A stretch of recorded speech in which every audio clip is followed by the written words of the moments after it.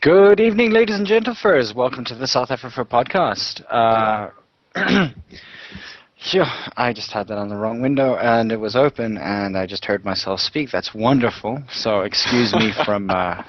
yes. Let's keep rolling. Let's keep rolling. So it does roll. That's a good thing. Okay. I see that there's a bit of trouble with the chat option on First Stream right now. So those of you listening, if you do want to chat to us, just go to furry.fm for now, and then just use their open mic.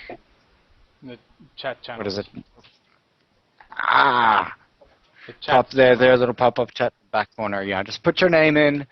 Join in there. If you guys are on First Stream right now and having a listen, just go to the furry.fm side. In other news, we have a special South African guest with us this evening. His name is Nanukk. Is it Luik? It's Luik. Okay. Luik. Luik. Luik.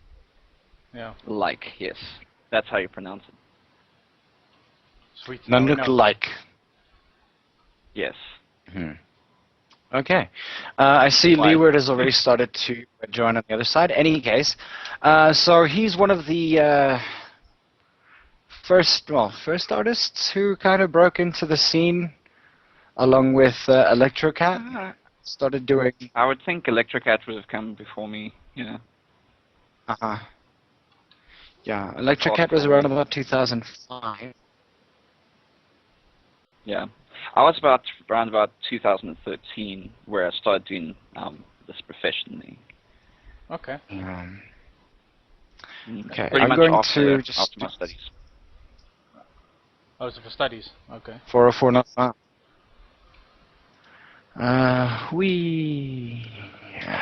After your studies, okay, and then, but I mean, how did you exactly sort of join the group itself? You mean the entire furry community in all? Or the arts scene? He's asking you a question. The furry community in all, or the art scene? Yeah, both. Start with the furry community, then the art scene. Alright, well, I pretty much enjoyed role-playing when I was a kid. A lot. And joined chat rooms, people my age, including Mixit, where there was Dark Mountain, if you remember that. Yeah, there was that chat room with Dark Mountain, and they used to play like wizards and dragons and stuff, and I always thought, hey, dragons are cool. I'll create a dragon persona, where I didn't really know it was going to be a persona back then. But I always thought it was a cool idea to be a dragon. And yeah, started a long road and a long journey meeting people, including furs, local furs, who I won't mention their names. They might not be in the community anymore. And I was introduced into the fandom via them in 2005. After which I joined the first website called Yivstar, and that led on to Fur Affinity, and I stick to that website. And from there I met the community, many people in it. Went to the first annual fur meet in Cape Town, which was quite nice. It was in 2010, which is now called a convention. 2009. I think it might have been 2000. Well, look, no, it was 2009. Yes, it was actually. Yeah. Yeah, 2009. It leads into a convention eventually, I think. Soon. Raccoon's actually listening right now, so Yes, Raccoon. if you want to speak about the differences. This was well, I would say that we haven't created a convention yet. It's completely different to the idea of a fur meet. From what I'm basing off Australian fur meets and Australian conventions, you could possibly say ours could be a convention, but conventions also rely on people from other countries as well. But it's not necessarily a fur meet. It's more like a gathering of furries and events that happen, selling of art and business. There's a lot of different complications when it comes to conventions, but fur meets are generally where we just meet and greet each other that we've known in the community on the forums. And Has Bri. yeah. Yes, have a furry bri. That appears to happen more often than not. Yeah. I think it might have been 2008. I wasn't sure if it was December or January that we did it. The first annual fur meet, that is, in Cape Town. So it might have been 2008. That was the year that I finished high school. Oh, okay. Annual. Before I moved on to university. Like, quotation marks, annual. It was supposed to be a yearly thing. Every major city like Joburg and Cape Town and Port Elizabeth is not really a major city, but there's a few furries here, so I just decided, hey, I'll just host one down here. In fact, when was 2011? I think somewhere around there. Yeah. Any attendance? Like decent attendance? I think our attendance were just under 20. It wasn't quite a big fur meet, but it was larger than it was basically bigger than we could have expected. I probably expected about 12 to 15 people to come. Okay. But it got big. Like a few people I didn't know. All right. And then I suppose it was a success. It was apparently it was a success. It was very hard on the people who actually did the work there, but it was actually pretty fun.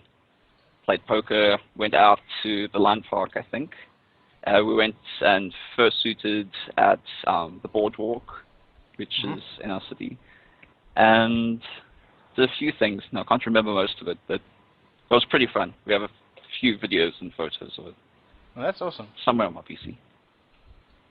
Are you like super involved with creating gatherings of the local scene in PE? The thing is, the furries here are kind of scarce, so we generally don't do fur meets and stuff. We just generally hang out as a group. Okay. Some are reclusive, some are not, but we're just all friends, basically. Okay, that's cool. Yeah, small enough town, small enough to know what everyone's doing. Okay, and what about the art scene? Where did the sort of I suppose a lot of the drawing inspiration stems from the whole role-playing thing, but like,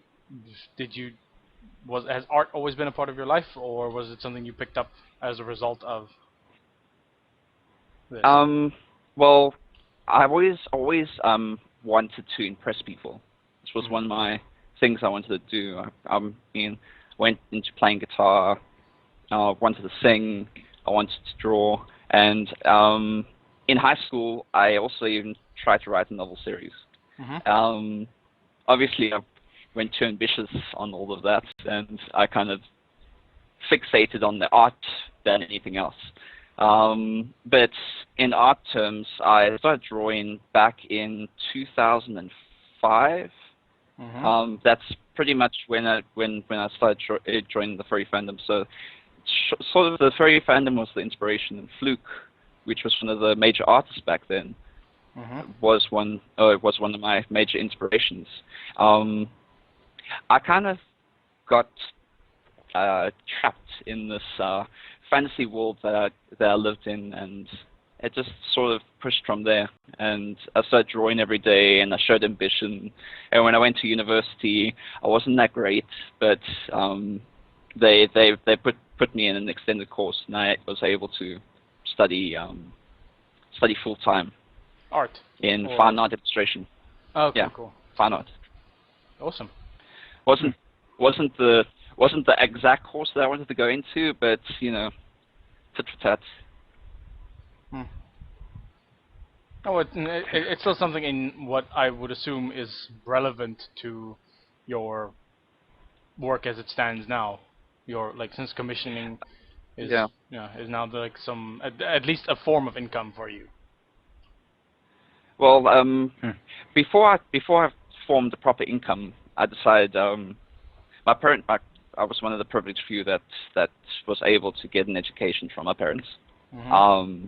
So what I asked of them is after I finished university, I said, give me 1 year.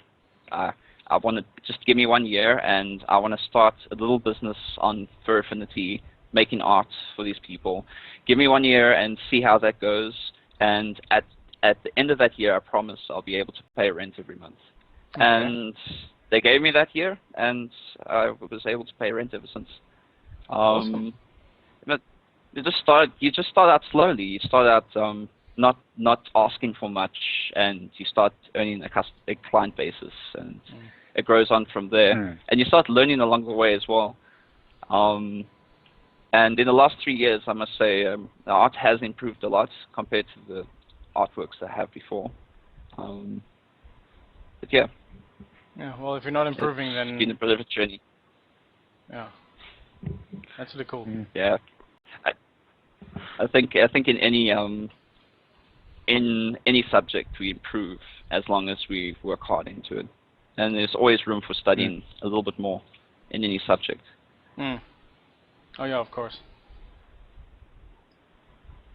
Mm. Yeah. Yeah, I haven't been drawing like I used to do some art as well, but I haven't been drawing since like for ages after I went to university because that just the course I did was a really hectic one, so there was no time for stuff like that. I used to still doodle in my first year, but after that it just sort of went downhill from there. But hopefully now I can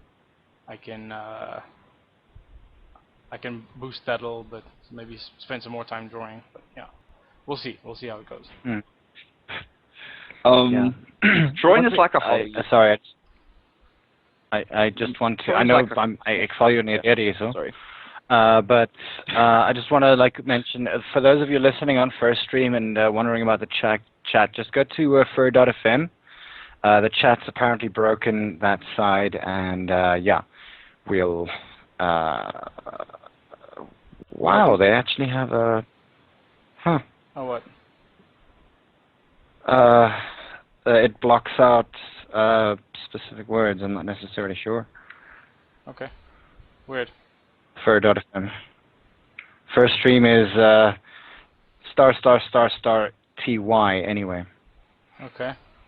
Morocco, no, yeah, whatever. Any case, go right ahead. Carry on. Keep talking. You're saying about art as a hobby or? Art as a hobby is like any hobby. If you give it time, like if you give it 15 minutes or 5 minutes a day, you'll be able to learn art in no time. You just need to carry on with it and learn by it, because most of what you need to learn is muscle memory and how to perform actions with your hands, and obviously muscle memory comes from your brain to the movements of your wrist and your arm.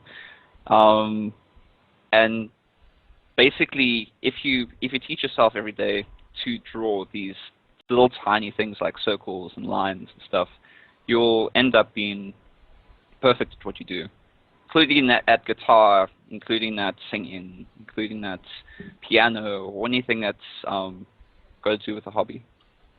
Okay. That's some good advice there. Yeah.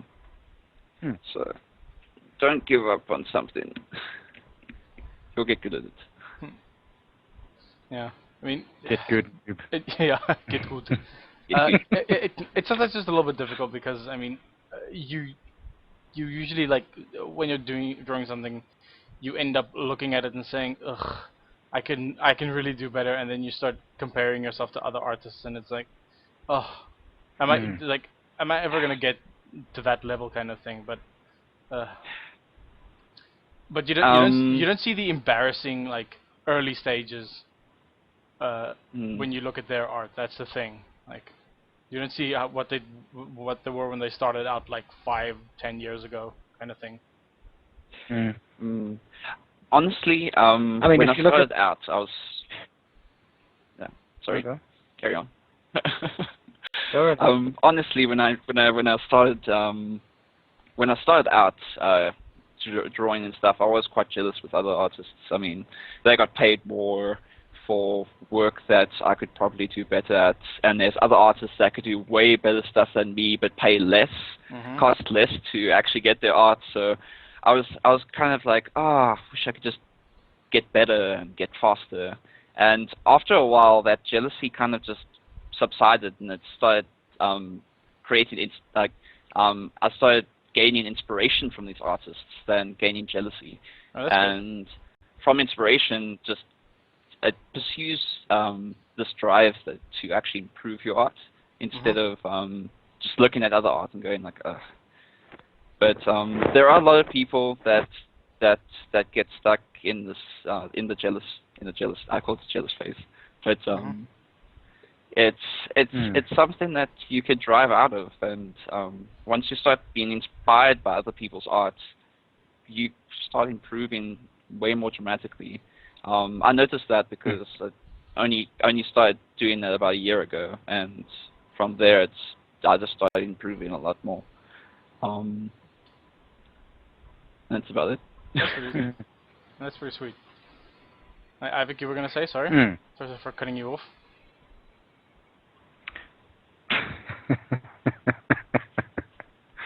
That's the laugh that I have when I have no idea what I remembered what I had to say. Nope, no idea. What I did want to ask though is, I mean, obviously practice makes perfect, and obviously I think Rocket Dog actually mentioned, it's the whole 10,000 hours of practice thing. Looking back at the art that you started with, and I mean, we spoke to Rukus about this as well, and now Rukus is sometimes sort of very, very hypercritical of her own art. And I mean, obviously from those of us who actually like look at her art and really, really enjoy it, we, like, some people barely see the improvements that she's made nowadays. But she obviously feels completely differently about it. Have you ever had sort of like a day like that where you're like, well, I mean, obviously I've actually spoken to you about it on 1 or 2 occasions, and like every now and again you say, oh no, but that was a shitty piece of art. I can't believe that I drew that, etc., etc. And I mean, the worst thing is that you've done it like about a week ago or something. Like, I mean, how do you classify this sometimes? Like, I mean, how does that work? I guess I'm really tough on myself when it comes to my own art. I kind of every time my motive for drawing is every single time I complete a commission for a customer, I must do better in my next commission. And the better I am at the next commission, the better response I'll get from the next commissioner, because I'll be like, oh wow, you put like extra work. I didn't know you were doing. I've had a few people that complimented on that ideal. It gets a little bit tough later on, because then you start doing artworks for a longer time period. I don't know. I just want to try and improve my art every single step, every single artwork I do. I need to be a next step to this road to success. It's my idealism when it comes to this. So I'm pretty hard on myself when it comes to those artworks and stuff. And sometimes I'm not pleased, because some days I can't draw, literally can't draw, and that's why I don't have a constant workflow. Because if I'm not stressed, if I'm inspired, if I'm motivated, it drives me to do something much better than I would on other days where I'm not motivated and driven to draw these artworks. I feel I need to be in a comfortable environment to be able to do that, and it's something I'm going to start breaking out of at some point, because I want to actually start working in a business, in in a business or any concept company or movie industry or animation, maybe game design. But that's after I study, obviously. But I still want to get into that ethical part of drawing, group drawing, and taking criticism a little bit more seriously. Yeah, some people just cannot take criticism. And it's this weird cycle of like the people who can't take criticism are usually like still or well, it's either that or you're hypercritical of your own work. So either way, like it's difficult to improve if you don't like if you don't open yourself up to like proper criticism that results in growth, kind of thing. Whether it be your own or someone else's. I haven't been looking at the chat this much, but I've seen there's a person asking the question here. Why does your persona always have a glove on his right hand? That's an interesting question. That's actually because I every time I draw, I have a glove on my right hand. It's not just a glove; it's a spandex glove, specially made for drawing, to easily glide my hand across the tablets and to not make any pencil marks if I'm using any traditional artworks. Does that actually work? It does work. It works very well. Kick-ass. Yeah. Yeah. The thing I have is a smudge guard. Okay. Yeah. I suppose it acts as a smudge guard. Hell, I'm left-handed, so I'm very aware of the Silver Surfer hand you get at the end of like a long session of traditional media work. Well, this glove is especially for that as well. Oh, cool. They can to left-handers and right-handers. So. Is it like locally available, or? It's locally available. There's a few businesses online that accept it. It's called a smudge guard. Okay. So it's one word. Okay. Just look it up and you'll find it. So is that like the sort of the product name, not just like a description of it? It's the product name and the description of it. Okay, cool. That's pretty. Alright, I think I might have to check into that if I'm going to be taking my art a little bit more seriously. All right. Look at that, smudge guard. Well done, Lee Word. Immediately, it's a link out there. So I mean, aside from art, and I mean, obviously you said that you like gaming quite a bit.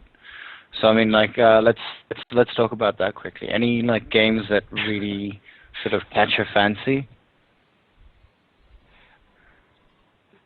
Okay. I usually try and play every single game once to see if I like it.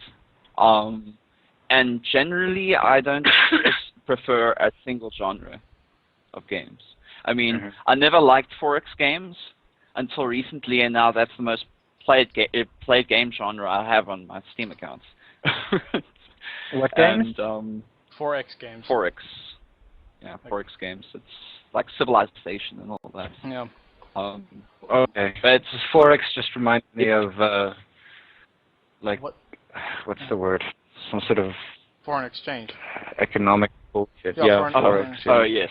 Yeah, 4X stands for, what is it? Like explore, expand, exploit, and exterminate, I think. Yeah, I think that's it. Yes, that is it. Yeah, I remembered. I still need to get into Civilizations. I mean, I know it's one of those games that everybody like rants on about, or someone has a story about, like a horrible turn they had in Civilization.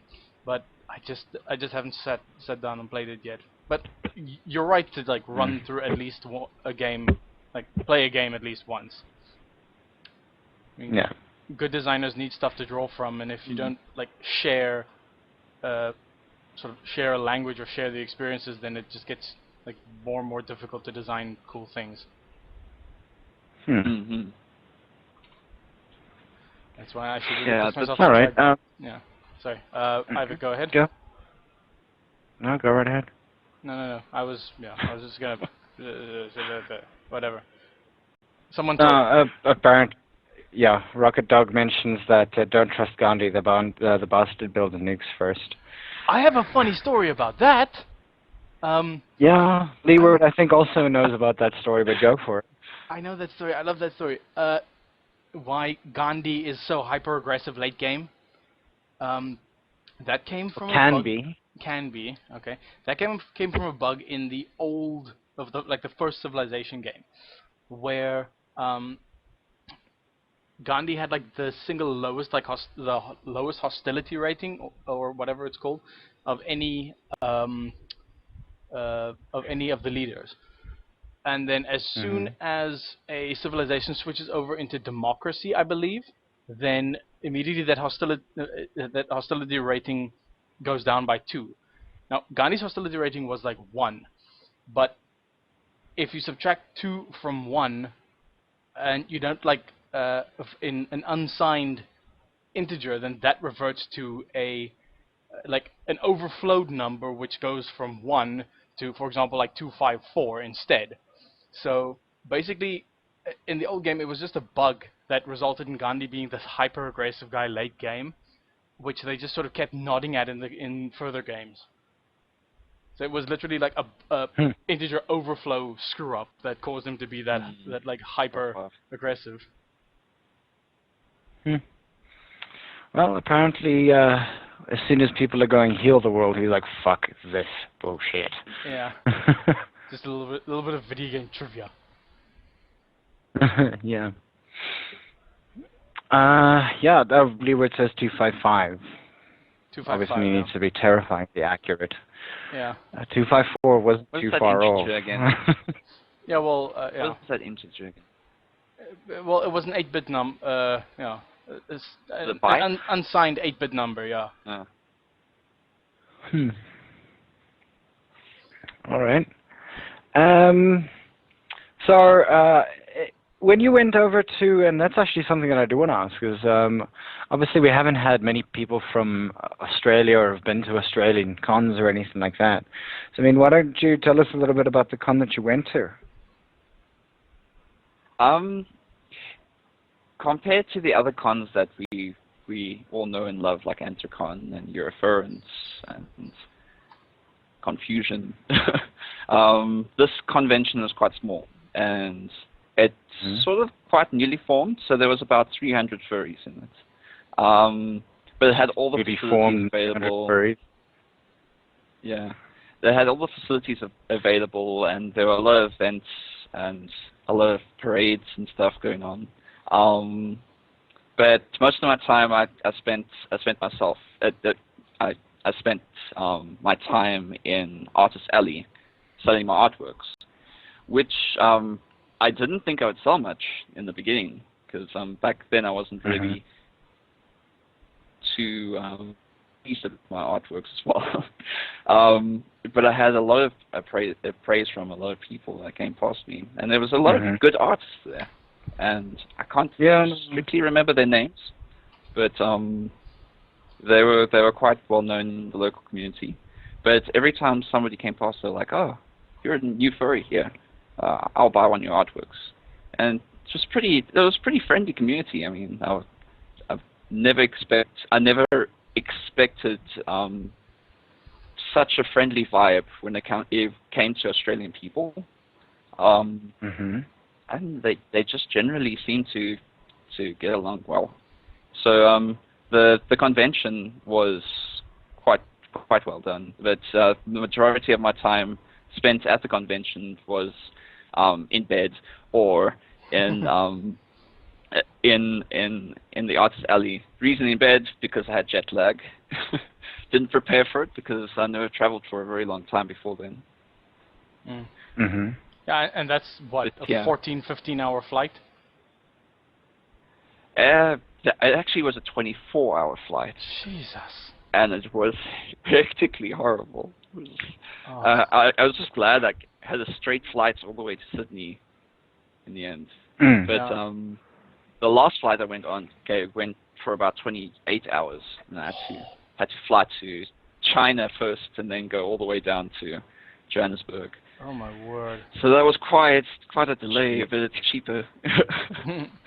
But when I flew to Sydney, the convention was in Brisbane, so I had to, get off the plane. Where I was like, oh, I couldn't sleep on that plane. It's 22 hours, and then I have to get onto the next plane. And I get onto this next plane, and I'm like, oh, I can't stand it. I want to get into another plane. It's great. Long distance traveling is the worst. But when you get there, just spend it like your life depends on it. Yeah, don't sleep too much.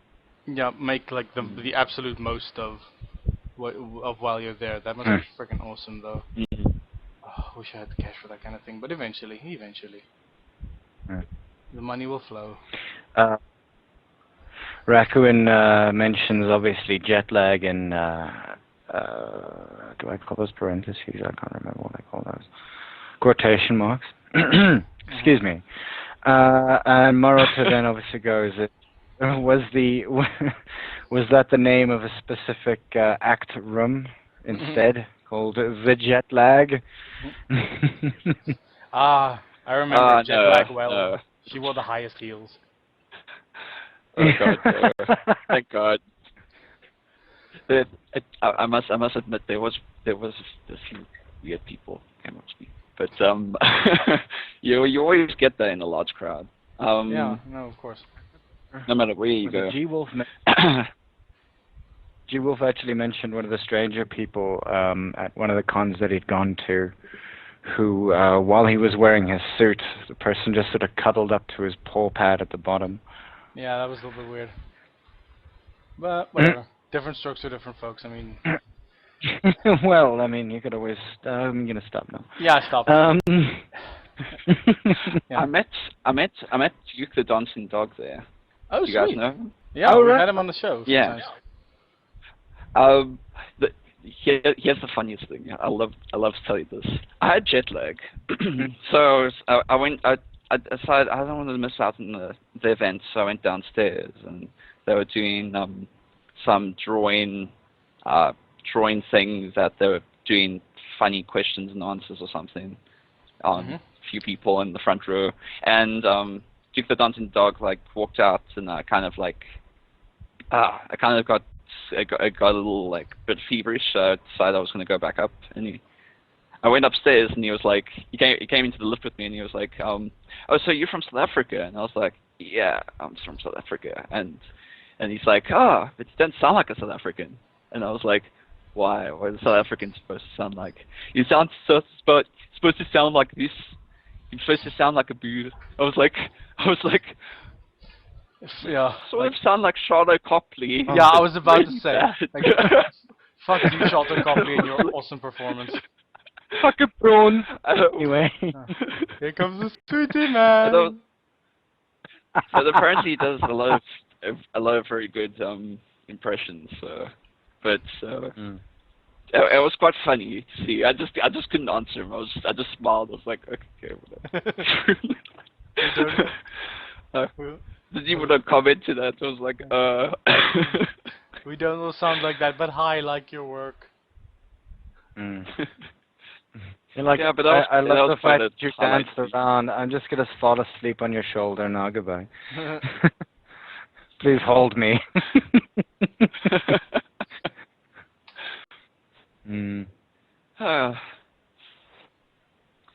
Well, I mean, look. At least they don't mistake us for what's the word? For people like Australians. No. At least they don't mistake us for the accent that Leonardo DiCaprio had in Blood Diamond. Yeah. That was a horrifying Afrikaans accent. Don't everybody else, he's lauded all across the world for the fact that he had the South African accent down, which is apparently considered to be one of the most difficult accents to have. For some reason. And then you listen to it and you kind of sit there as a South African going, that is definitely, I've never heard anybody speak like that in my entire life. Yeah, and if I did, I'd bliksem him. Because that is it sounds like a very try-hard South African accent, but whatever. Yeah. At least he tried. Yo, man, bliksem him. Yeah. But Okay. you know was what like- the I was- South African yeah. accent was, though? The one from, jeez, my brain not Invictus? working. No, the game. What? The game. Far Cry? Far Cry 2, yeah. Yes, Far Cry 2. Yeah, Far Cry. With those random guys going like, "Come!" Yeah. When I played that game, I didn't expect it. Yeah, me neither. That was I was, so I was weird. like, I was like looking outside my window. Who's here? Who's here? Yeah, but they could at least get people who actually speak the Afrikaans language, because they don't need to put like a pretty face to it, like Leonardo DiCaprio or Matt Damon or whoever the hell. I could just imagine Matt Damon doesn't have an accent. He did, didn't he do Invictus? Oh right, true. It would make him like, wow. Filipino. Huh. He did, right? Yeah, he was from Filipino. Yeah, I figured as much. Huh. Now you know. Well, I do believe what's it? Now there's this whole thing where people from who were in France were asked if they were Canadian. Raven got told she was Canadian. I have this feeling that it's just because we're sorry too much, too often. Crazy Calvinist attitudes that we still have. It's like, oh, jeez, I bumped into you. I'm so sorry. And that's actually the interesting thing. I mean, what was it? Gus de Vries at one point. Gus de Vries, for those of you who don't know, is a very well-known South African comedian. And he was always, he was always talking about like the entire idea. And so was what was his name? The Irish guy. Dylan Moran. Dylan Moran. They were always talking about this entire idea of like, you know, shifting left and right when you're in front of somebody going down like a sort of semi-narrow pathway or down a sidewalk or something like that, and you take a you take a sidestep, they sidestep with you, and it's like, oh, sorry, I didn't mean to do this, and you sidestep back to the other side. It's like, oh, sorry, geez, I didn't realize that you were going to go in that direction too, and then you do it a third time, and then by that point you're just like, okay, cool, I will sidle past you as soon as you move my way. Yeah. Like, no, what I do there is I stand my ground. I'm like, okay, this has happened a third time. You move because I will not. You bloody pick. Now, Raven's song apparently mentions that it's because where our vocals come from, we don't speak from our mouths, we speak from our throats. So it's hard for people to guess, so they go with a foreign accent that they've often heard and stick with it. The lady who called me Canadian was an American. Huh, that's interesting. Yeah, because Canadian English and American English are so many miles apart. Well, yes, they are. I'm not talking about the Newfoundland accent, like, oh, hey, hey, like, fucking, I almost went Irish there for a second. But yeah, not that. Oh, I. Yeah, top of the morning to ya. Fucking. No, they don't all say a boot. At least as far as I can tell. I have a friend that doesn't say the boots, but I joke around with him as well. Like, what are you on a boot? Wow. No, I don't have any boots on today. I've got sneakers on. I've got nothing on. Woo! My feet. What? Yeah, just qualify that statement, please. That was utterly hot. Dude, it is so warm in my room at this. I just need to chat my. Yeah, might appreciate that little tidbit. It is so warm in my room at this point. I am about to like strip down to my skivvies and just like sit down on a tile floor. It's freaking ridiculous. Scoot, yeah. It's not like anyone can see anyway. Yeah, whatever. Like, I'm not getting judged. This is the internet. I get Well, I judged mean, Rack for just breathing. mentioned that there's no video on the podcast, so you can probably do it naked. Yeah. Although most of us happen to have very good imaginations, and we have one artist who'll probably be able to think about it in a way. There are enough people who can take pot shots at like my figure and my like questionable amount of clothing that I wear. So whatever. Have at internet. Don't yawn. That's rude. Yeah. What's rude? Yawning. What? It's rude. Says the person who was I'm not yawning like boring. 300,000 times just now. Before we started. I even had coffee. Yeah, I have beer to keep me awake. That doesn't keep you awake. It does. Okay. If you say so. Yeah. So Yote Fox is asking about questions of life. What is he asking? I don't know yet. Apparently, Rocket Dog says, "Why do this? Why do what? The fact that I'm not wearing clothing right now. Wait, I am wearing clothing right now. Yeah. I'm I assure always you, I am fully clothed. Wink. But anyway, while we're waiting for some questions, any big projects in the pipelines at the moment, Nanukk? I mean commissions. Yeah, well, Or okay. projects. Like, I'm pretty sure you have some commissions going, but like any major projects like portfolios or work for like freelance things, book covers, that kind of thing. Nothing too major right now, but a friend and I are working on a game together. Oh, like a Unity or like Don't tell anyone. okay, cool. Oh, Unity. really? It's going to be it's going to be on Unity. We were going to do the Unreal Engine until Unity updated. And Unity's But, free, so yay. Well, Unity 4, Unity 5, on the other hand. Unity 5 is free. There's just a royalty like thing going on there. Yeah, of course. Yeah. Obviously, if you make any Like, if you make any serious dosh on it, then you obviously owe them money. I mean, I think that's pretty fair. It is. I mean, I find it a very fair system. Well, there's an engine, so you have to pay royalty fees. Yeah. Yeah. Yote Fox Otherwise, make mentions your that Marotta is a free spirit. He won't listen to the man. Wow. What? Hey, Dr. Doom, care to share? Oh no! Well, I'll tell you now. No, Doge is playing Trove next to me, and apparently he was flying around for a bit, and he just managed to kill himself. Okay. By flying out of the map. Well done. I don't think they're talking about Marotta. Yeah. I said Doge. Yeah, Doge is playing Trove. I'm talking about the free spirit thing. Damn it, Ivik. Yote says. Yeah, true. I haven't played Trove. What's that like? You should. It's pretty fun. It's kind of Minecraft-esque in the way that like everything's blocky, but it's third-person view, and it really does look like a lot of fun, though. I mean, it's very, very many world-based game, etc., etc. I can't really necessarily. It kind of has the graphics style of Cube World to me. Yeah. Play Cube World? Cube World, yeah. Yeah. Cube World with mining. Interesting. Huh. But, then again, I mean, yeah, everyone's going that whole route. But then again, it has proved to make shit tons of money, so. Yeah. Or at least get a lot of people to play.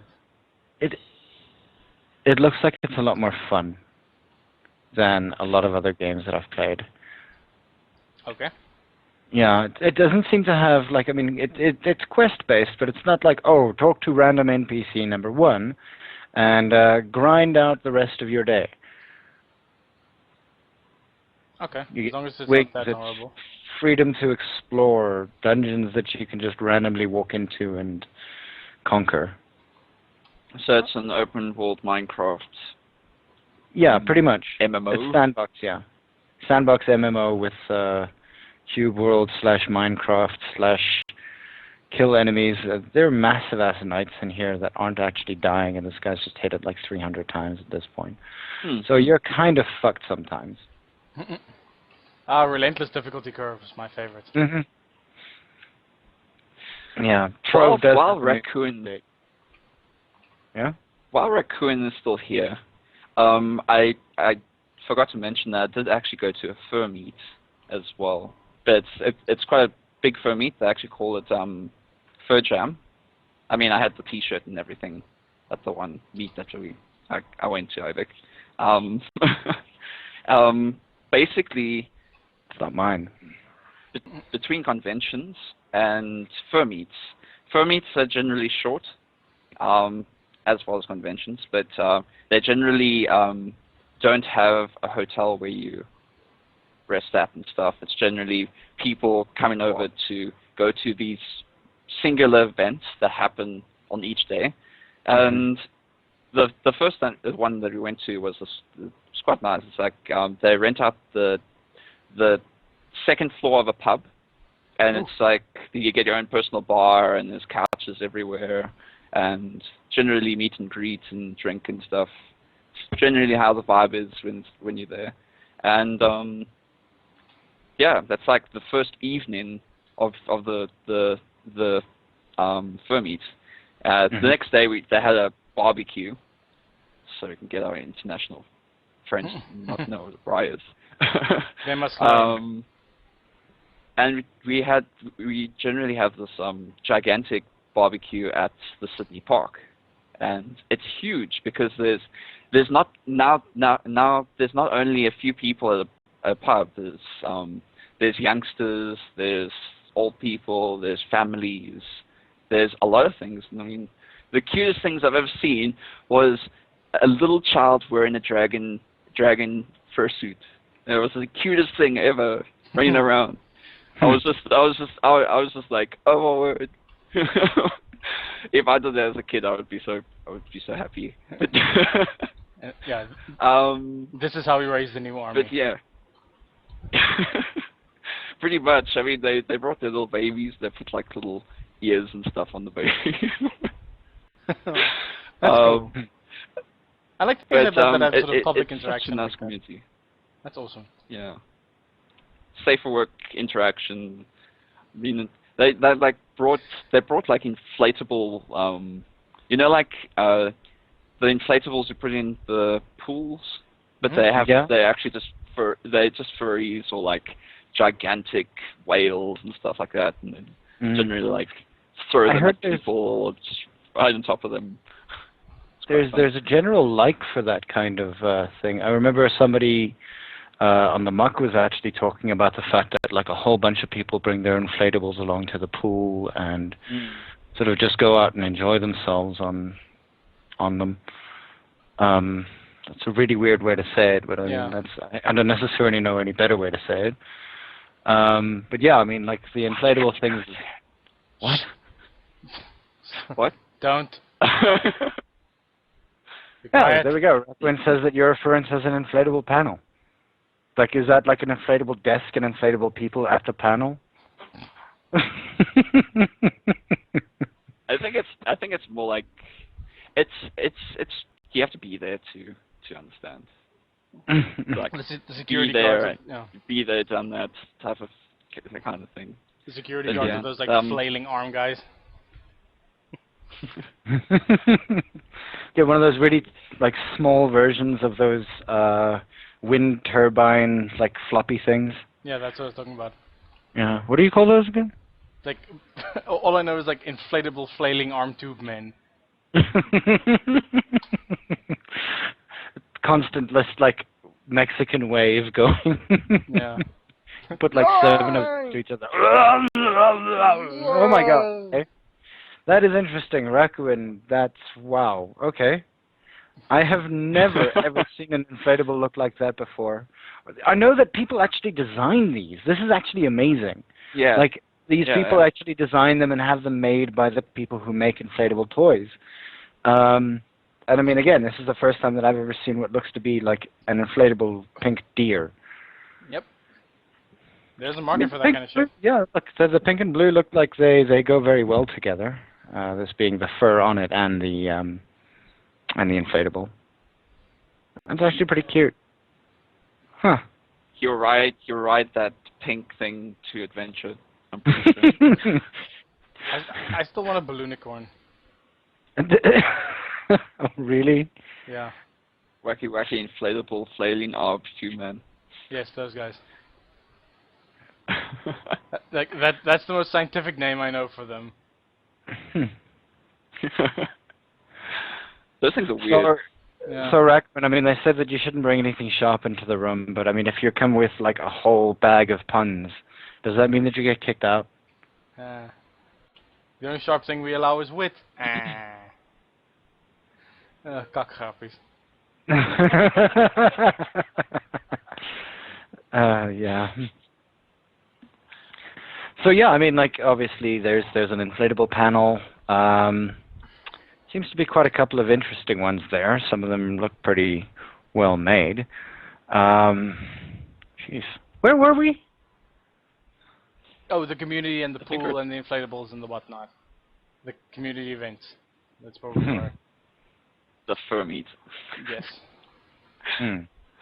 But yeah, I like those kind of things that are sort of open for public, so they can see like, hey, this is a fun time. Bring the kids, kind of thing. Hmm. But, yeah. Ugh. I mean, honestly, like we are getting older. I mean, we already have something like 2 or 3 married couples here in our like sort of fandom as it is. And I mean, like eventually there's going to be a point that, you know, we're going to start seeing children at like more furry conventions. I mean, what's it like? You look at, I think, what's Sonic 2K, who's been on the group now for the last month and a bit. As far as I know, he's married. Powercat is married. Other people are in just long-standing relationships. Yeah, I mean, eventually it's going to be marriage, and eventually it's going to be children, and eventually I'm not going to go to fur meets anymore because there will be kids there, and I will try to commit suicide. I'm sorry, guys. I don't necessarily have too much love for children sometimes. At least not like 2 to 3 years old and crying like every 5 seconds. Yeah. That's really where you have to discipline your child. Hey? That's where you have to discipline your child. Yeah. Scratch, what was the one thing you used to say in high school about children? You want to put them into a test tube until they're like 18 and then raise them? Whoa. No, you basically you adopt a 21-year-old with his own flat. Like that's how you have kids. It's like saves you all the trouble. That happens in Japan though. Like you could people can literally buy heirs off of other families if they don't have an heir to like whatever company or dynasty they have like when they die.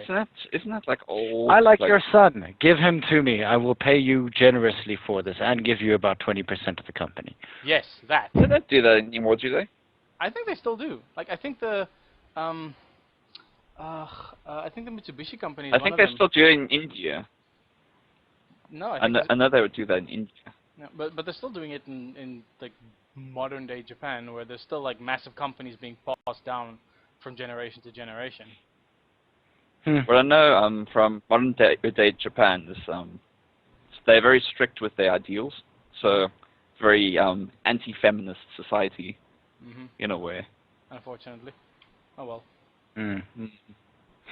Actually, that's an interesting thing that I do want to speak about quickly. I mean, when you look at the furry fandom and the people within it, a lot of us wouldn't necessarily say that we are, in fact, just children at heart. And I mean, the entire idea of imagining all of these most amazing things, maybe even playing RPG games or anything along that line, RPing. Some of you guys actually do, what was it, real... LARP. LARPing, yeah, live action role play, and I mean, like it's always interesting to sort of note that kind of thing. I mean, like the older the fandom gets, obviously, like the bigger the younger groups are, and I mean, sometimes we obviously have to interact with people who are a lot younger than we are. I mean, Scratch, you, myself, we're 27. What's it? God damn it. Asbjorn is 42 this year. I mean, like, 43. Jesus, sorry. End of the year, he'll be turning 43. And that's like, I mean, like, those are big things. I mean, like, how do you sort of, it's not even about leaving a legacy or anything like that, but I mean, how do you interact with people like that, especially when they're new in the fandom, like, still trying to find who they are, and you kind of just sort of tell them, oh, no, you know, just don't worry, it's okay. Find yourself. Find your inner. What do you mean interact with like older people or interact with like people who have kids? From what side are you coming now? Both of them, really. I mean, if people do have children and you are, say, in the group, and say you do turn 43 eventually within your life, or 36 or whatever, and your kid turns 12 or 14, and they're like, "Mommy, what's a furry?" And you go, Oh boy. Whew. Yeah. That's a tough question, darling. How are you? No, we don't talk about that until you're 17. Oscar Dad. Yeah. I mean, like, and that's that kind of interaction. Like, how do we, as I think, as a group of people who have been, say, in the fandom for a while, kind of know the ins and outs, know where we like being. I mean, we obviously can't expect them to want to be in the same places, right? So, I mean, and there's obviously a lot to be afraid of sometimes. Nanukk? I don't necessarily think that age has a limitation unless you're talking towards the lines of something sexual. But something that communicating with different ages. I mean, older people are generally more interesting to talk to when it comes to maturity or life or general stuff. Of course. But I mean, you're not when it comes to interacting with you're not gonna talk interacting with my bad. Keep going. You keep talking. You keep talking. But interacting with children and stuff, generally our society, our community, I could say, generally communicates with children on a more fursuit level than anything else. So there is some sort of interaction between furries and children when it comes to the society and stuff. And I think that is a beautiful thing to actually connect with people that you feel you would make them happy. And obviously there's a diverse amount of people in this community, and it's a community. Of course, it's going to be a diverse amount of people. And the fact that we're one of the largest communities in the world it kind of brings into perspective that there is going to be this variant amount of people that have different life choices, have different ideals, that have different ages, that have different genders, even if it's the newfound genders that they have nowadays. But you're always going to find these diverse people, and I guess you just have to deal with it when the time comes, if you want to talk to them. So it's like any other community. If you've ever joined any other community, that is. Yeah. LARPing I was at like a massive LAN a few years ago, like when the OC was still a thing, the organized chaos things in Cape Town, and we were sitting in sort of one of the side rows near where people would like put up tents if they want to go to sleep or something like that, because people still apparently sleep at those things, and there was like a parent sitting there in front of their PC with their child on their lap, like sitting there playing games with them, and there was another like young kid yelling the whole time, and we were myself and one of the people that came with me, we were moaning about it, like, whose kid is that? Why can't they just freaking keep it quiet? Turns out that person was like someone sitting 3 seats down from us and could hear our conversation. So yeah, that wasn't too good. But what I wanted to get at was the fact that you will find people pursuing their hobbies and like enjoying themselves with whatever they want, and their family will sort of be in tow to these things, because you obviously want to pass down your fascination or your interest with something to your kids if one day you do have them.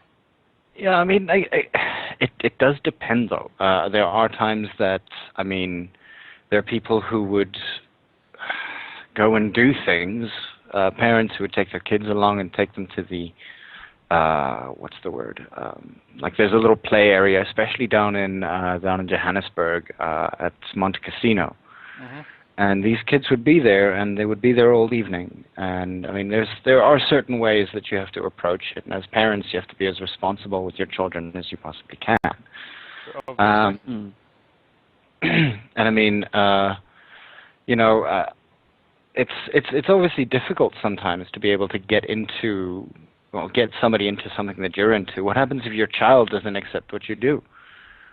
And I mean, that's a very, very real issue. I mean, like it's like, you know, the whole self-fulfilling prophecy kind of thing, where you know, oh yes, no, I used to be a rugby player, but I never got very, very far in it, and I want my children to live themselves into that kind of perspective, blah de blah de blah, and you kind of sit there going like, no, that's absolutely fucking wrong.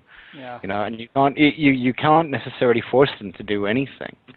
But you can I don't know, invoke some sort of Yeah, invoke is a good word. A sense of feeling about it. I mean, the thing is that like one of the things that we definitely have an issue with, and I mean, Asbjorn actually spoke about it on the ZA forum, is that I mean, the people who are younger don't necessarily know how to keep themselves busy anymore. If they don't, say, have internet, or they don't have their computer games nearby, or they don't have this, and then they say that they're bored. But, like, I mean, go outside, you know, walk around in the area, and even then it's not even safe. I mean, you know, explore. And I'm sort of, I guess maybe I'm very lucky in that my parents kind of gave me free rein to do whatever the hell I wanted to do, especially when I was in high school. Like, I would go on walks and walk to Scratch's house at 9 o'clock in the evening. Not still creepy. Wow. Okay. Yeah. Long story short, we're friends because I have Stockholm syndrome. That's pretty much it. Like, wow. we still can't get around that bit a bit. Yeah. Yeah, I think that is a real issue. I mean, that's a real issue with a lot of families. And I mean, growing up as a kid, most kids enjoy, you know, anthropomorphic animals, escape from reality, something that's more animation. Well, I would say most kids are like that. A lot of other kids would be more the intellectual type to actually like start studying, start being something that they want to be in an earlier life. Met some people like that. But yeah, but we all go through this rebellious stage where we don't really want to do these things that our parents or some people go through those rebellious stages. I mean, I went through the rebellious stage as well. Oh, but, we all did. I mean, one of the things that I regret most is actually. You go. Yeah, I'm just saying that there are some people that don't actually go through that rebellious stage. They still stick with their family no matter what. But I think it's one of those things that parents need to let go of. The child's not going to be exactly who they want to raise them up to be. They need to raise them up to be something that the child wants to be themselves. Yeah, and it's a form of individualism. It's all well and good. You tell the person to do whatever they want to and whatever they would like to do, and go study that thing that you're going to do. Although I know that when you do it, you will never, ever, ever, ever, ever get money. I mean, it's one thing to do that, and then it's a completely different thing for that person watching them do the thing that they love, and then literally go into the work world and go, there is no opportunity here for me. What the fuck did I study? And I mean, this has happened to many people that I know. I mean, my one cousin actually studied music. He's gotten honors in Baroque, like piano. And the thing is that, and he's actually aiming for his master's in it. And guess what he's now? He's a maths teacher. I mean, that's a bit sad. It is kind of sad. Yeah, like the sad circumstances, but yeah. There's there's too many dentists here in South Africa. There's this guy that's there's this guy that was a clown, he's actually a clown at a local mall here, and he just like goes around and like doesn't beg for money, but he has like a little hat somewhere for money and stuff.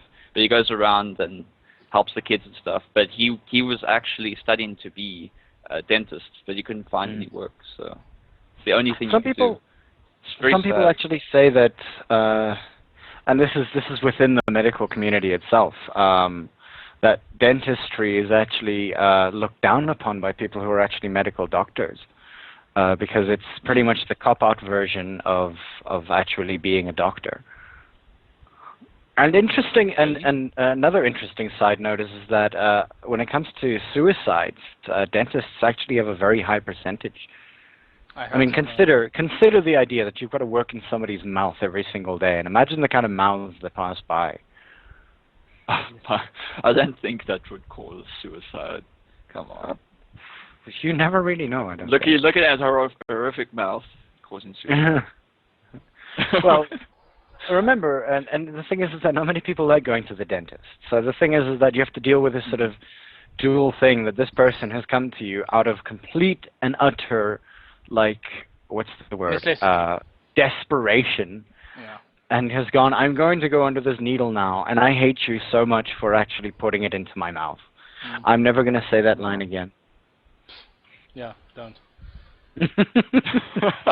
yeah, and dentists are sort of boogeymen to kids for some reason. Yeah, well, I mean, they are, because you're not allowed to eat sweets around them. Yeah, they put a needle into your fucking mouth. Yeah. I liked the dentist when I was a kid. I'm like the only person that enjoys. It's probably because you got so many sugar-free lollipops from him. No, I didn't get anything. I just enjoy not having cracked and broken teeth and cavities all over the. Yeah, I don't want to lose teeth in my life. Ever. Too late for me. And, yeah. Yeah, exactly. Same here. It all depends. I was, around never had anything wrong with 7? It. I was 6 or 7, and my dad rammed a, a shopping cart into my mouth. Ugh. And that's how the front, those of you who know, I've got a broken front tooth, and sometimes it's just too much effort to have it fixed. Because it costs a fuck ton of money, as. Mm-hmm. I mean, and it just breaks every single other time. But the reason why that happened was because my dad rammed a shopping cart into my face. And then one of the other times that something happened, my sister actually dropped a towel full of water onto my head while I was lying face down on bricks and tanning. Ooh. Yeah, it broke a lot further. Ugh. Mm-hmm. Yeah, I swam into the edge of a swimming pool. But I did that too. Yeah, but that's your swimming pool. Yeah. Because we were playing, what was it, Marco Polo? I'm assuming. And I didn't know the dimensions of your pool very well, so I just swam face first into it. Was it that? Was that, or was it? Yeah, like, I broke my tooth that day again. No, but was it that, or was it like you were coming up out of the water and you hit your head against a ledge? I can't remember. All I know is that it was painful as hell. It's shit. You must be the worst luck when it comes to teeth. When I was a lot younger, I was one hell of a klutz. You still are. Oh, fuck you. Yes, you are, actually. You please let that meet. True. True. Dislocate my shoulder, one for a meet, and then apparently no, it wasn't even apparent. Running away from Doge, making a very, very terrible, round turn, and then, colliding with him head first. Mm. That was a fun day. Nice. I wasn't there at that one, I don't think. I wasn't there when Doge was around. I'm on the opposite end of the country, so I'm never there. I might be coming to Cape Town soon, so. Yeah. Mm-hmm. Ooh. Yeah. Wee. For work or for Hey. I'm visiting friends and stuff. Okay. So. Right. Otters are always in places for play. What? What? What did you say? Huh? What did you say? What? Huh? Fuck. I said otters are always in places for play. Oh yeah. I'll get it. Oh, okay. Never for work. Always for play. Mm. Otter pops. Everybody wants an otter pop. I've never What had are one. otter pops anyway? What the fuck? Do you know what they are? You know what they are? They're licks. Like we know licks. Like those. Oh, you mean bunny licks? Yeah, like those like long little satchels full of sugar water that you freeze. That is an otter pop. I want an otter pop now. Yeah, But no, I want a can bunny do- lick as well. Those little triangle things with the ice cream in it. Oh yes, please. Huh. That would be very nice.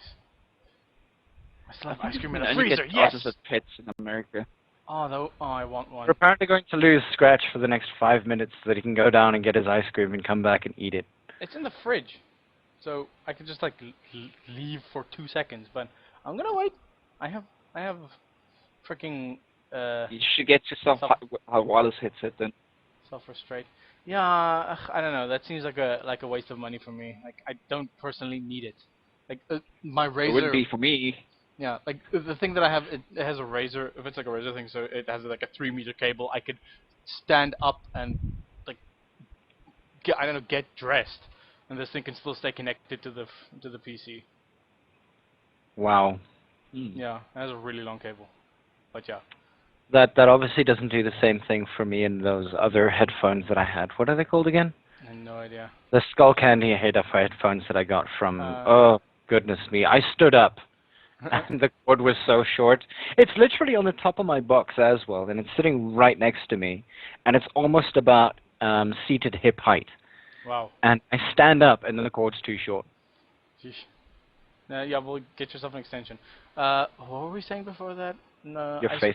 ice cream, otters. Oh yeah. You said like you can keep otters as pets in America or something now? Yeah. Yeah, you can actually. Apparently, you can actually keep otters as pets in America. They aren't as endangered. There are specific otters. Yeah. Well, Specifically, American river otters. I've always wanted a ferret as a pet because Yep. you know, like it. You can have that as well. It's the size of a cat, but like the playfulness of a dog. And it's like a giant fuzzy rat, which is awesome. And that's also why you need to get yourself a acoustic guitar so that it can find its way inside it and try to play guitar from inside it. That's one of the most amazing things to see. Yeah. Also give it tubes, many tubes. Yeah. Otherwise, it like sits behind the washing machine, and then when you turn it on, they accidentally get squished. That happens. No. Yeah. That's exactly No. the reason why it's illegal to have them in South Africa. No, Because it's apparently illegal. everybody owns a washing machine. No, it's illegal to have them in South Africa because Oh, yeah. because the Department of whatever the hell is scared that they will become feral again. Like some of them will break out of captivity and become feral again, and then we'll have an enormous ferret outbreak or something. You're gonna have to have you will have to have like an exotic license. The ferret apocalypse of 2017. Yeah, because we don't because seriously, why do we need any more cute fuzzy little like dog-like rat creatures running around being all cute Wow, and awesome? dude, come on, have a heart. What? You want a ferret? Go get a meerkat. I There's plenty suppose. down here. Yeah, I suppose. There's plenty down here in Port Elizabeth. Oh, well, Another Raven thing- did in fact mention that. She said, you know, it's illegal because they have diseases that will kill meerkats. That makes a lot Oh. more sense now. That makes way Scratch, more did you- sense now. Scratch, you just went full, it's Dr. Skinner. Full what? Skinner from, is it Skinner? From, God, now the only line that I can think of is, go! Okay. What is he talking about? Simpsons. Simpsons, yes. Is his name Skinner? The principal. Okay, yes. Yeah, no, well, that's Principal Skinner, the other guy. The guy with the balding head. Who No, I has forgot. Smithers. You forgot. Smithers. Smithers is boss. So this is boss. Frickin' Mr. Burns. That's correct. Yes, that's it. Just that accent that you were throwing just now sounded a lot like that. Did it? Yeah. Just do that again when you were saying like, oh, that makes a lot more sense now. No, I just said, it makes a lot more sense now. No, you didn't say it like that. I don't know then, dude. Words come out of my face and things happen, so I don't keep track of it. You have any more questions for me when it comes to this? I know you go on for an hour and a half, right? Yeah. Yeah, we've got about 15 minutes. Does anybody from the crowd have any questions for Nanukk, the otter from the Eastern Cape. Are you open for commissions? Yes. What's your range, price range? Depends. $1 on what you million. No, like, okay, let's say I'll between just- I'll sketches just and link- flat colors. I'll just link the little thing onto the. Okay, Yeah. okay, cool. Raccoon asks when you're going to visit him again. I don't know. Are you back in South Africa? Isn't he still in like Luxembourg or wherever the hell? I don't Is know. he- He travels everywhere. Is he in Luxembourg? PhD. Growlers. LOL, Doctor. He says Doctor no. Growlers. You're in Nope. But Nope is somewhere in the southern coast of Germany. Nova Scotia. Austria. No, Pacific. Vienna. Very well-known continent. Yeah. I don't want to smoke Vienna. Well, I hear it's very good for you, very healthy. Smoking Vienna. Good for your teeth. Smoking Viennas. Mm-hmm. But yeah, there's the price listing, the little furry fancy thing. Okay. Is that linked? Bust seemed to be fun. 25 for a bust. With eye animation plus $15. That's actually pretty good. Additional limbs. So in other words, the hands cost $15 extra. That's Tor discrimination. Additional limbs is it's like if you want wings in your freaking icon. Okay, so hands are already included in the price? Of course they are. Uh-huh. So if you want but to additional somehow limbs, like yoga and have your foot up by your face, is that an additional limb? That's an additional limb. Okay. I don't know why you would want to do it, but because okay, you say have your additional feet limbs, and has hands. nobody ever, like Dude, why not? Why not? It's just your face and then this picture of your foot next to you, like, so we meet again. I'm just gonna make icons like that now. I'm just gonna make icons with feet. I'm sure there's lots of people that'll do that. There's just Hands and feet. Yeah. Oh yeah, icons are I think icons are a decent way to make some okay money.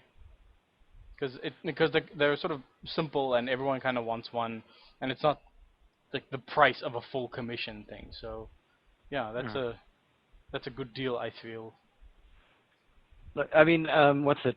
Nanukk, one of the only reasons why I sort of would ask that is because just when you say that additional limbs are like an extra $15, you kind of sit there going like, well, I mean, how many additional limbs do you think that I can put in there? Which additional limbs should I put in there? I mean, that's maybe that's just how. As you can see, it says BG and has like a little thing with it. So what is it against BGs now? It means limbs in the background. Okay. Things so like words, wings, things like An enormous additional tail. stuff that like Skinny tentacles or things. something like that. I don't know, anything like that. It Spiders depends. and People go centipedes? crazy. Yeah. Yes.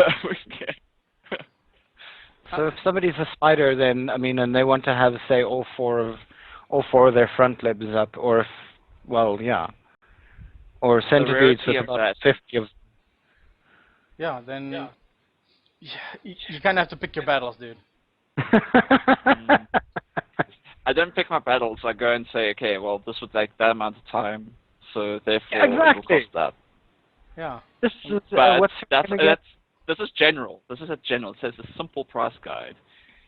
That's you come to me. You say, okay, I want like a full shaded character of this and this and that with an alternative version with clothes on. The other one's not with clothes on. That kind of thing. And then I go like, okay, do you want the clothes not safe for work or safe for work? And they'll say safe for work. Okay, no additional pricing to that. And then I'll start like ranging like how much the price would actually be, because some people go a little bit all out and they have their personas, things sticking out of them, just random things sticking right out of their torso, something. I don't know. And I'll It's a obviously add tarantula. that as an additional tarantula. So With a yeah, gigantic spear. there was one put into the chat here. In all fairness, like if you had to animate all 8 of those eyes, would you charge extra? Yes. It depends. It depends. It literally depends. If the eyes are kind of looking the same, if they all look the same, then maybe not so much. Depending on their position, depending on how they close, depending if they close. How they close. If they close differently to each other to make it more dynamic. I don't know. Make it look more creepy. Yeah, it all just boils down to like how much time and effort you as the artist have to put in, because your time is worth money. So that's about it. You can't charge. Basically, I range my time as 50 rand per an hour, so. Yeah, which is fine. That's a working man's salary. So 50 rand an hour or $50 an hour? Rand, dude. 50 Dollar. rand an hour. Dude, if I got $50 an hour, I wouldn't have to do anything. I would work once a week. I'd be like, I work for an hour, done. Yeah. Sit back. But generally, when it comes to South African watches, I generally ask them to not pay in dollars. I ask them to pay in rands, just times 10, not the actual price of what the dollar to the rand is. Oh, that's so not bad. I don't expect it. So like $50 would be 500 rand, but they have to use a local bank basically. So that's the owned cash. Yeah, that's a fair assessment or a fair request, I feel. Because not everyone can afford these prices, including with the economy gone to. Okay, let's not talk about politics. Yeah. The exchange rate is in the shitter, let's just say that much. Yes. 16 rand 71. Pretty much. Yeah. It's a blessing for me. It's a blessing for me because I get more money.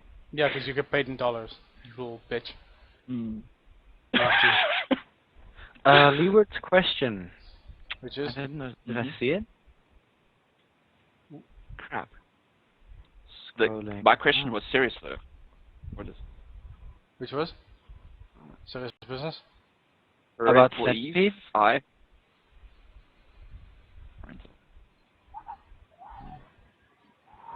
What was your question, Leeward? What was the question? Yeah, complex details. Like horns and weirdo hairdos. Weird hairdos. Sorry for all you people with weirdo hairdos. Weirdo head. It all depends. It all depends if your horns have some sort of design element to it. Then yeah, sure, I'm going to charge a bit for that. But if it's just general horns, it generally doesn't do much for me. It's like drawing ears for. I mean, not do that much. It's not like they have to be engraved with Norse runes. Then you charge extra. I don't charge extra for weird hairdos reason. I love trying something new. I love to try something new. So. Well, that's. Antlers same like horns. I don't really charge extra for that. That's not an extra limb. That's just something that's just an attachment. Yeah. Those deer. Oh, it's just an attachment. It only happens for 8 months of the year. Oh dear. And on that bombshell. Not yet. Come on. Nanukk, is there anything you'd like to talk or to say to your audience? Obviously, the 20 people that you see in the chat aren't necessarily the entire audience, so we'll get to thanking them just now. So there aren't necessarily actually 20 people here, 18 now. But yeah, the ones that I see here I will thank, obviously. But yeah, is there anything that you'd like to say to the audience? Maybe about art, maybe about, maybe something inspirational, maybe something deadly. Maybe something Never give up on your dreams. Aww. What? It's basically what it is. Never give up on your dreams. Because, I always wanted to be a freelance artist, and this is where I am right now. So, Never give up, never surrender. making a success of it. Never surrender. Never surrender. Mm. Yay. That's awesome. Thank you, man. But first, a word from our German sponsors. That is actually correct, yeah. No, I agree with that. Yeah, obviously, thank you very much for listening to the podcast. We did not see that. Oh, my God. And thanks for obviously coming to the fur.fm site. We're sorry about first stream being down. Hopefully, it'll be worked out by next week. But yeah, thank you so much for listening. Obviously, fur.fm has a Patreon account. Those of you who are listening have not necessarily given it a look at it. Just have a look for it. What's it? Furry.fm, if I'm not mistaken. Furry.fm for their Patreon. You don't have a Patreon, do you, Nanukk? No. I was going to get one, but too many taxes. Okay. Fair enough. Okay, so yeah, Furry.fm, just have a look for them. Have a look for their Patreon account. If you go onto the main web page, if you scroll up, you'll see a Support Us button. I believe that's the link towards their Patreon site. So have a look, see what. Yeah, there we go. It goes directly to their Patreon site. That's awesome. Okay. So yeah, I'd like to thank the guys who have been listening, or at least who have been chatting profusely here. Arashi, obviously, Bravura for listening in. Thank you so much. Raven, Marotter, whoa, Nanukk, hi. He just popped up. Sorry, I went to the Patreon page and back. Yeah, Yote, Rakuin, Leeward. Leeward, thank you again for listening to us now again. That's awesome. And, this person does not have a name. Person with no name. Thank you. So yeah, any case, there's a couple of very interesting things happening in the next couple of weeks. We're working on a very, very special guest, possibly, 2-3 weeks from now? Scratch? Yeah, until we can get proper confirmation. We're working on it, but we can't promise anything, so we'll keep that under wraps for now. We can't necessarily tell you who that is. Yeah, but it's going to be a big one, and we're very, very happy to have had that contact. Once again, thank you very much, Furry.fm, for allowing us to work with that. And yeah, 2 minutes to go. We can sign off. I believe we're good. Yeah. And thanks a lot, Nanukk, for coming on. It was really informative and awesome talking to you. Yes. Oh, it was such a pleasure to be here. Sweet. Awesome sauce. All right. Awesome. Thank you for inviting me. Of course. All right. We'll we might invite you again back some other time, but we'll see how it goes. All right. Okay. Cheers, guys. Cool. Cheers, gents. See you all. Ladies and gents. Bye-bye. Bye-bye.